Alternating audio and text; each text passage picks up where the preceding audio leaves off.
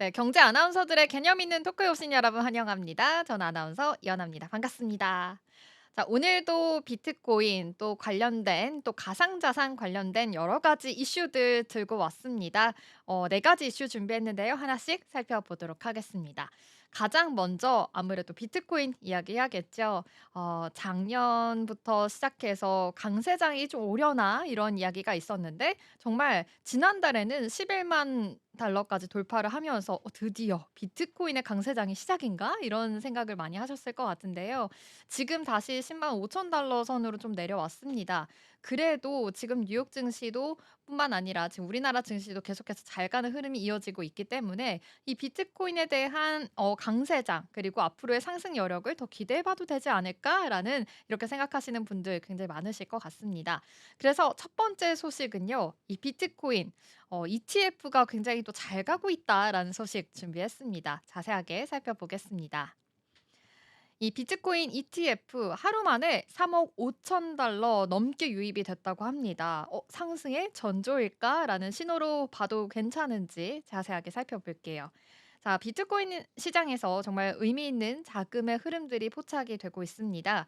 요즘 가격은 사실 11만 달러를 찍고 나서 조금은 조정이 들어오면서 좀 지지부진한 흐름이 이어지고 있는데요. 그래도 투자 심리가 꽤 살아났습니다. 강한 회복세를 보였다라고도 볼 수가 있겠는데요. 특히나 기관의 매수세가 더 힘있게 들어오면서 같이 좀 가격에 대한 이 하락의 하방 압력은 조금 덜해지고 있는 것으로 보입니다. 그렇다면 비트코인 현물 ETF 이야기 시작해 보겠습니다. 6월 4일 기준으로 비트코인 현물 ETF 시장에 하루 만에 들어온 자금이 약 3억 7,800만 달러에 달했다고 합니다. 더 놀라운 건요.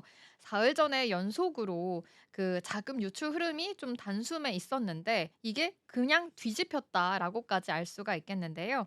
며칠 전에 이 빠져나갔던 자금보다 하루에 들어온 유입이 더 컸다라는 점, 좀 상승의 여력이 있겠다, 좀 기대해봐도 되지 않을까라는 여력이 있다는 점까지 파악을 해보시면 될 것 같습니다.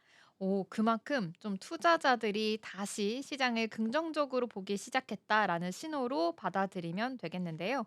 이로써 비트코인 현물 ETF 이 전체 순 자산 총액이요. 1281억 달러를 돌파했습니다.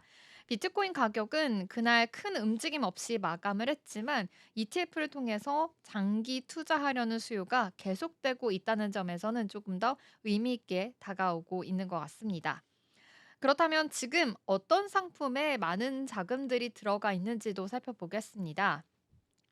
보니까요. 가장 주목을 할 만한 상품은 ARK 인베스트와 21 쉐어즈가 공동으로 운영하고 있는 ARKB ETF였다고 합니다.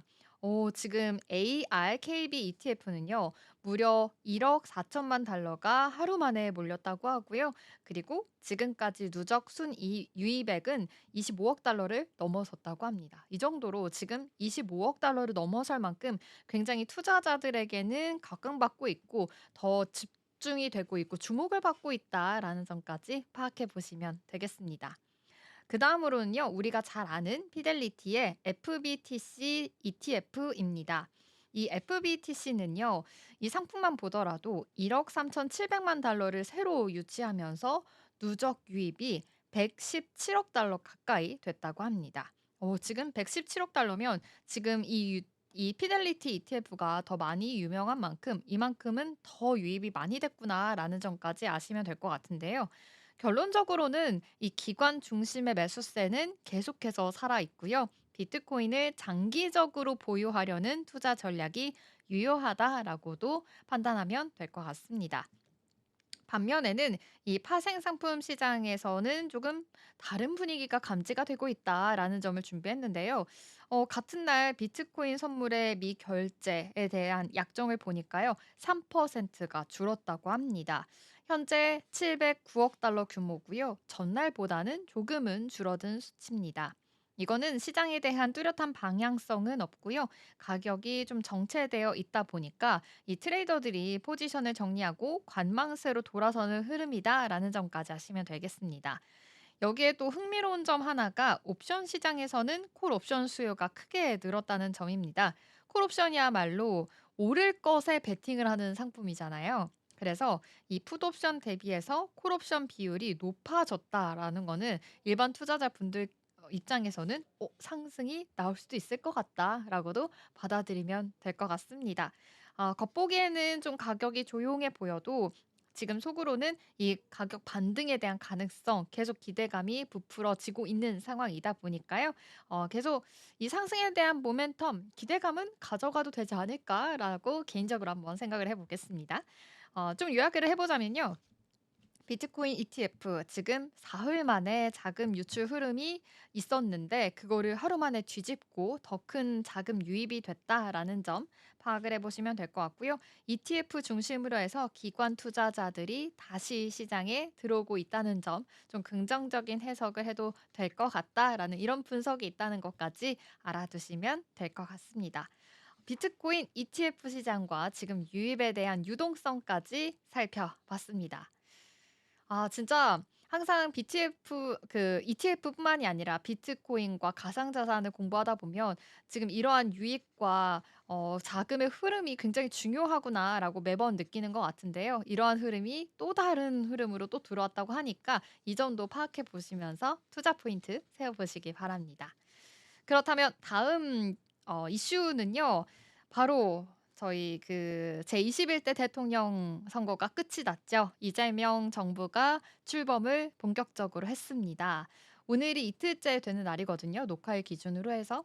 그러다 보니 지금 이재명 대통령이 여태까지 공약 사항으로 세워놨던 것들을 이제 본격적으로 추진을 하기 위해서 지금 노력을 하고 있는 점이 포착이 됩니다. 그러다 보니 이 은행뿐만이 아니라 증권계에서도 움직임이 나타나고 있는데요. 어떤 움직임이 나타나고 있는지 살펴보겠습니다. 네, 은행권이 새 정부 출범에 맞춰서 가상자산 산업을 위해서 금융제도 전반에 대한 개선을 촉구할 것을 지금 요청하고 있습니다. 4일에 금융권에 따르면 은행연합회는 최근 시중은행 전략 담당 이 부행장들과 간담회를 열고요. 은행권 주요 건의사항 초안을 정리를 했습니다. 초안에는 가상자산 산업에 대한 지출 허용이 있고요. 그리고 이 비금융권에 대한 진출 확대 또 약속해 달라라는 초안이 있습니다. 또 금융권에 대한 규제 완화 그리고 금융 당국의 제재 방식 개선 등의 요구 사항이 담겨 있다고 합니다. 조만간 이렇게 정부에 지금 공식적으로 전달이 될 예정이다라는 이야기가 나왔는데요. 가장 먼저 눈에 띄는 점은요. 가상자산 시장 진출 허용 요청입니다. 은행연합회는 최근 시중은행의 전략 담당 임원들과 회의를 열고 은행권 주요 건의사항 초안을 정리했습니다. 여기에는 가상자산 수탁 사업 진출과 그리고 원화 기반의 스테이블 코인 발행 등 디지털 자산 사업도 포함이 되어 있습니다. 사실 지금까지는 은행은 실명 확인 계좌를 제공하는 역할로만 했었는데 이제는 조금 더 집중적으로 직접 시장에 들어가서 수탁이나 발행 같은 본격적인 사업까지 할 수 있도록 지금 이렇게 요구를 하고 있는 겁니다. 은행권은 은행은 신뢰를 기반으로 하고 또 소비자 보호 수준도 높기 때문에 더 적극적인 참여가 필요하다라고 말하고 있는 상황입니다. 두 번째 이유도 살펴보겠습니다. 이 비금융권 진출 확대 요구입니다. 요즘 카카오 또 네이버와 같은 이 빅테크 기업들 보면요. 금융과 쇼핑, 교통, 여행까지 한꺼번에 모든 거를 제공할 수 있는 그런 플랫폼이다라고 볼 수가 있겠는데요. 이러한 은행들 기울어진 운동장이다라는 표현도 있습니다. 산업 간의 진출이 막혀 있는데 빅테크는 좀 자유롭게 융합을 제공한다라는 말입니다. 그래서 은행권도 유통과 ICT 그리고 여행 같은 비금융 분야에도 폭넓게 부수 업무를 좀 인정해 달라. 플랫폼에 대한 경쟁력을 더 높일 수 있는 환경을 마련해 달라라고 지금 요청을 하고 있는 겁니다. 이게 바로 두 번째 요구가 되겠고요. 세 번째 요구도 살펴보면요. 이 투자에 대한 일인엄 그리고 신탁 규제 완화 요구입니다. 은행들은 좀 오랫동안 자산관리 서비스 확대를 꿈꿔왔는데요. 현행 제도 아래에서는 공모펀드나 일부 신탁 상품에게만 이 제한적으로 허용이 되고 있습니다. 은행권은 이제 이 미국과 캐나다처럼 노후 자산이나 자산 승계 등의 같은 수요에 적극적으로 좀 대응을 해야 된다라고 이야기하고 있고요. 고령화가 또 빠르게 진행되고 있는 만큼 조금 더 활성화를 잘 할 수 있게 해야 되지 않을까?'라는 이야기까지 나오고 있다는 점도 체크해 보시면 되겠습니다. 이미 지금 해외에서는요. 은행이 프라이빗 뱅킹과 신탁 조직 등을 통해서요. 세무 설계나 비금융 자산까지 이 종합 관리를 하는 게 일반적이라고 합니다. 우리나라가 법적 제약이 많아서 이 고객의 니즈를 제대로 못 따라간다는 게 은행의 입장이기도 합니다. 마지막으로 네 번째 요구도 보니까요. 금융 당국의 제재 방식 개선도 지금 요구가 되고 있는 상황입니다.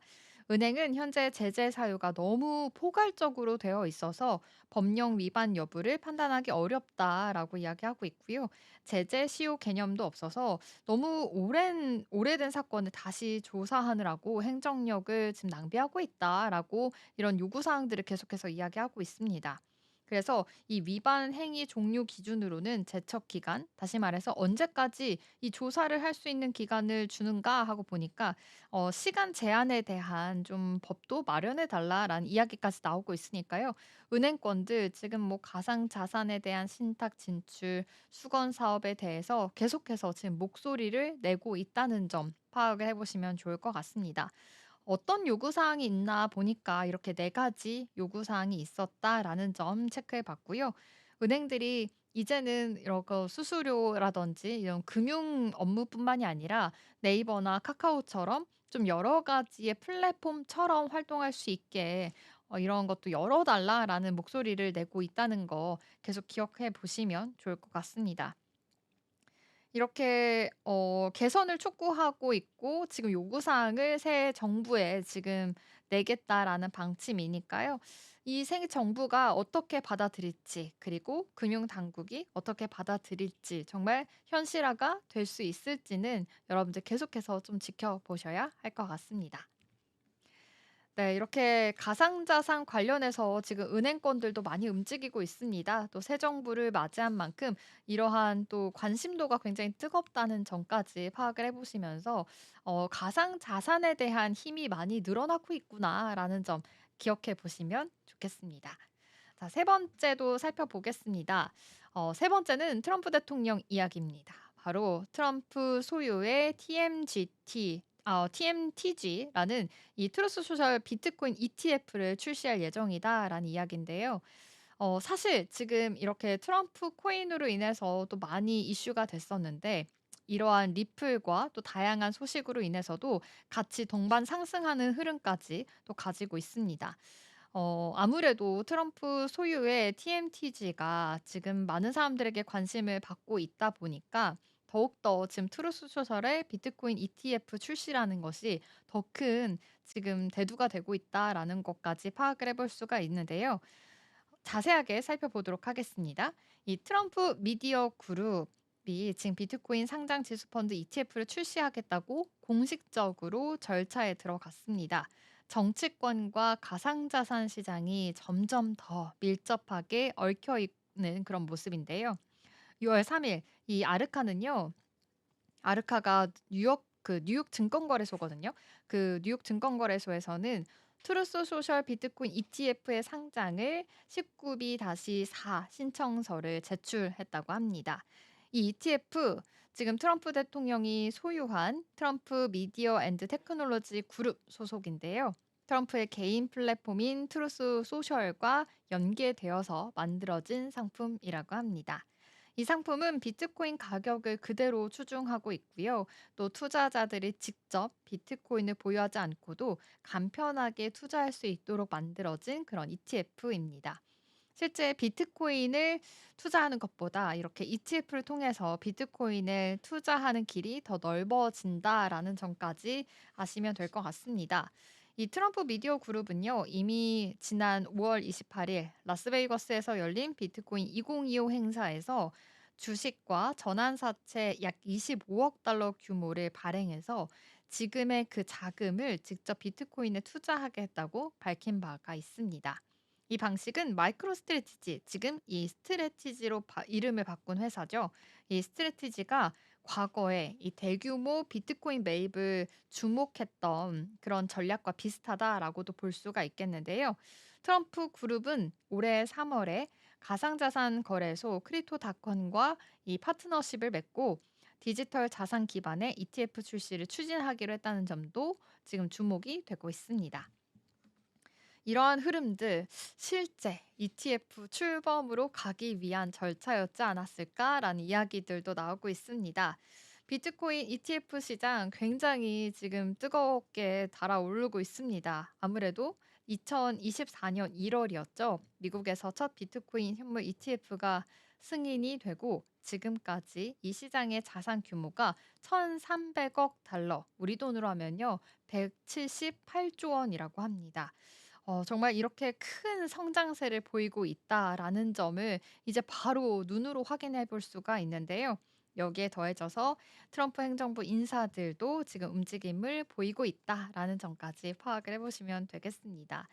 케빈 해시 백악관 국가경제위원장은요.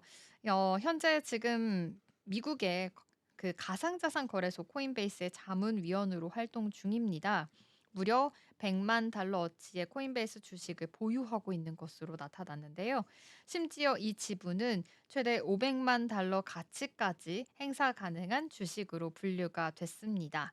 이처럼 이 전직 행정부 고위 인사들까지 이 가상자산과 밀접하게 연관이 되어 있고요.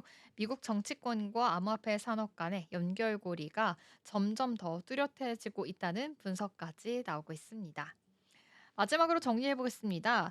이 트럼프 미디어 그룹 지금 트루스 소셜과 연계해서 비트코인 ETF를 출시하기 위해서 공식 절차에 돌입했다라는 소식이고요.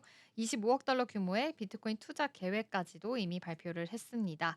또 코인베이스 지분을 보유한 전 백악관 인사들까지 합세를 하면서 정치권의 비트코인 행보가 본격화되고 있다라는 점까지 기억해 보시면서 이 비트코인 ETF에 대한 행정부의 그 관심도, 그리고 트럼프 대통령의 관심도까지 파악해 보시면서 비트코인 ETF 우리나라에서도 공식적으로 생긴다면 어떻게 흘러가게 될지에 대해서도 좀 투자 아이디어 얻어보시면 될 것 같습니다.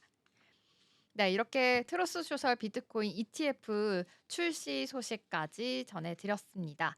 그렇다면 마지막으로 네 번째는요, 리플 소식 준비했습니다. 리플에 대해서도 요즘 비트코인 가격이 다시 조금 지지부진한 만큼 리플에 대한 관심도도 조금은 지지부진하게 조금은 관심도가 떨어진 모습인데요. 어떠한 내용인지 자세하게 살펴보겠습니다. 네, 오늘은 리플의 기술 수장 데이비드 슈어스 이 CTO가 밝힌 내용인데요. XRP와 XRPL, 즉 이 XRP 레저의 미래 방향에 대해서 정리하는 내용이 올라왔습니다. 요즘 암호화폐 하면 투자 대상으로만 보는 분들이 참 많은데 사실은 좀 투자 대상이 아니라 더 넓게 좀 지향점을 가지고 보는 분들이 많습니다. 이 화폐의 가치가 정말 어떠한지, 그다음에 이런 게 진짜 사고 파는 데에서 우리가 CBDC처럼 이렇게 실제 화폐 가능이 가능한지, 이런 이야기들이 굉장히 많잖아요. 그래서 단순한 투자 대상이 아니다라는 점에 조금 더 포커스를 맞춰서 들어주시면 되겠습니다. 슈워츠 CTO는요, 이번 발표를 통해서 좀 명확하게 이런 점들을 좀 짚었다고 합니다. 슈워츠가 XRP 레저를 단순한 결제 수단을 넘는 이 차세대 금융 인프라다라고 규정을 했다고 합니다. 이 XRP가 단순히 송금에만 쓰이는 것이 아니라요, 스테이블 코인, 그리고 탈중앙화 거래소, 대출, 투자, 일상 결제까지 지금 기존에 가지고 있는 금융 시스템 전반을 블록체인 기술로 구현할 수 있다는 것이 그의 설명이 되겠습니다. 최근에는요, RLUSD 같은 이 스테이블 코인 발행을 염두에 두고 XRPL이 다양한 자산을 처리할 수 있도록 하는 토대를 마련하고 있다라고 강조하고 있는데요. 단지 리플사나 XRP 홀더들만의 기술이 아니라요, 핀테크 기업, 그리고 은행과 개발자 누구든 활용 가능한 금융 플랫폼으로 나아가고 있다는 것을 보여주고 있습니다. 또 하나의 포인트는 XRPL의 방향성입니다. 슈워츠 CTO는 XRPL이 앞으로 더 빠르고 그리고 더 개방적이고 더 효율적인 이 분산형 금융 인프라로 발전할 것이다, 진화할 것이다라고 이야기하고 있는데요. 그가 말한 핵심 키워드 세 가지로 정리해 보면요. 첫 번째가 분산화가 되겠고요. 두 번째가 이 자산의 토큰화입니다. 그리고 마지막으로는 효율성의 최적화 이렇게 이야기하고 있습니다. 누구나 은행 없이도 안정적이고 빠르게 금융 거래를 할 수 있다라는 점에서 이 블록체인이 그 만들고 있는 지금 향후의 목표다라는 점까지 체크를 해 보시면 되겠는데요. 그 안에서의 중심축 바로 XRP가 되겠습니다. 이 XRPL의 생태계 안에서는요. XRP는 거래 수수료 지불과 이 자동 브리징 그리고 이 경로 탐색, 유동성 공급 등 여러 핵심 기능을 맡고 있는 상황입니다. 이런 다른 자산들이 XRP L 위에 올라온다 하더라도 XRP가 기본 인프라 자산으로서 지금 독보적인 위치에 있다. 그리고 이 독보적인 위치를 유지할 가능성이 높다라고 하고 있습니다. 이 슈워츠 CTO도 이렇게 이러한 문제들을 인정하고 있는데요. XRP가 이 시장 가격이 실제 기술 사용과 얼마나 연계되어 있는가라는 질문에 있어서 정확히 예측하기는 어렵다라고 이야기했습니다. 다시 말해서 시장의 가치와 그리고 기술적 활용도 이 사이에서의 간극은 명확하다라는 점을 인정을 한 겁니다. 암호화폐 시장 여전히 좀 투기성인 요소들이 있죠. 아무래도 투자 포인트로 더 생각하는 분들이 많기 때문에 이 투기성의 요소는 지울 순 없지만 앞으로 기술적으로 발전을 하게 되면 이 XRP의 시세가 곧 반영이 될 것이고 이에 대한 흐름도 굉장히 많이 바뀌게 될 것이다라는 점을 좀 명확하게 기억을 해보시면 좋을 것 같습니다. 이 XRP 여전히 XRPL에 대한 생태계의 핵심 자산이지만 리플의 기술적 비전은요. XRP 하나에만 묶여 있지 않습니다. XRP 이 블록체인 기반의 종합 금융 플랫폼으로 진화하고 있고요. 결제를 넘어서 대출과 투자, 자산 관리까지 커버하는 새로운 금융 패러다임으로 만들고자 한다는 게 리플의 큰 그림이 되겠습니다. 암호화폐 이제는 정말 투기성이 아니라 이제 단순 거래 수단을 넘어서서 좀 더 기존에 있는 금융 시스템을 어떻게 바꿀 것이고 어떻게 활용해서 더 편리하게 만들 것인가에 대한 고민이 더 깊어지고 있다는 점 파악을 해 보시면 되겠고요. 이제는 기술 자체로 이 암호화폐 시장을 조금 더 바라봐도 되겠다. 우리의 포인트들이 조금 시선을 돌려봐도 되겠다라는 생각까지 이 리플을 통해서 한번 알아봤습니다. 네. 지금 이렇게 가상자산 시장 안에서도 정말 체크해 봐야 될 것이 많습니다. 지금 투자를 하시는 분들이라면 가격 체크도 물론 필요하겠죠. 하지만 이 투자 포인트뿐만이 아니라 이 기술 전반적인 이슈가 또 바뀌어지고 금융 시스템까지 더 넘어져서 생각을 해볼 수가 있기 때문에 좀 여러 가지 포인트들 기억하시면서 앞으로의 이 가상 자산의 방향성까지 기억하시면서 공부해 보시면 좋을 것 같다라는 생각을 해 봅니다. 네, 제가 준비한 네 가지의 이슈 소식은 여기까지입니다. 여러 가지 이슈 소식 전해 드렸는데요. 다음 주에도 역시나 알찬 소식으로 찾아오도록 하겠습니다. 경계톡 이하나였습니다. 고맙습니다.